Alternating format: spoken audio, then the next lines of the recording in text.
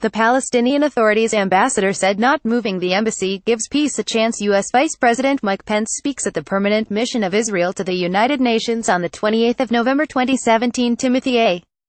CLARYAFPGetty images. U.S. Vice President Mike Pence has said President Donald Trump is actively considering moving the U.S. Embassy in Israel from Tel Aviv to the more controversial location of Jerusalem. The idea to move the embassy had been in discussion back in June, but was postponed when Mr. Trump signed a waiver to keep it in Tel Aviv. Mr. Pence said the only questions now are when and how to move the embassy despite the ongoing issues of Palestinian and Israeli control of the holy city of Jerusalem. He made the comments in a speech at the Israeli mission to the United Nations in New York to mark the 70th anniversary of the UN vote calling for the establishment of a Jewish state. The likely reason Mr. Pence has commented on the issue now is that the waiver Mr. Trump signed in June is coming up against a deadline next month to either extend the waiver as predecessors have done in order to avoid adding more fuel to the fiery tensions in the region or go through with the move. The 1995 Jerusalem Embassy Act, signed by Congress, requires the move, but the waiver option has been exercised ever since. Trump says he will fight for a peace deal between Israel and Palestine. When the act was signed, then Israeli Prime Minister Yitzhak Rabin did not have throated support for the move. Former U.S. Ambassador to Israel Dan Shapiro, who served in Senator Dianne Feinstein's office at the time, commented on Twitter that Mr. Rabin didn't want it forced when it could disrupt the overriding strategic goal of completing successful negotiations with the Palestinians.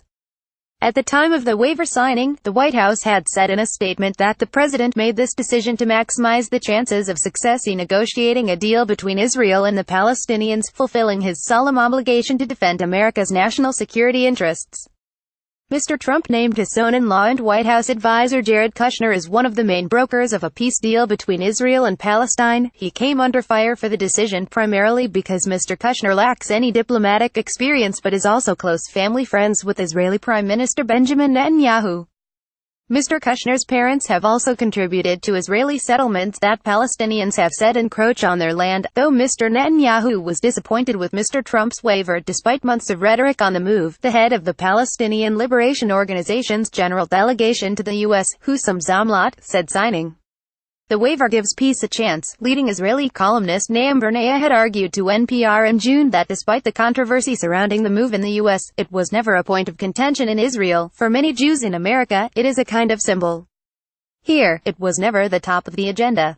It was never prioritized, Mr. Bernaya said. U.S. Ambassador to the UN Nikki Haley has been a strong supporter of Israel in her capacity, even threatening to leave the Human Rights Council because the Geneva-based UN body has a chronic anti-Israel bias because resolutions against Israel for its perceived treatment of Palestinians appear on the group's calendar frequently. In his remarks at the New York event, Mr. Pence said the days of Israel bushing at the United Nations are over because her cause is our cause, her values are our values, and her fight is our fight. More about Israel Palestine. Donald Trump. Jerusalem. Reuse content. We use cookies to enhance your visit to our site and to bring you advertisements that might interest you. Read our privacy and cookie policies to find out more.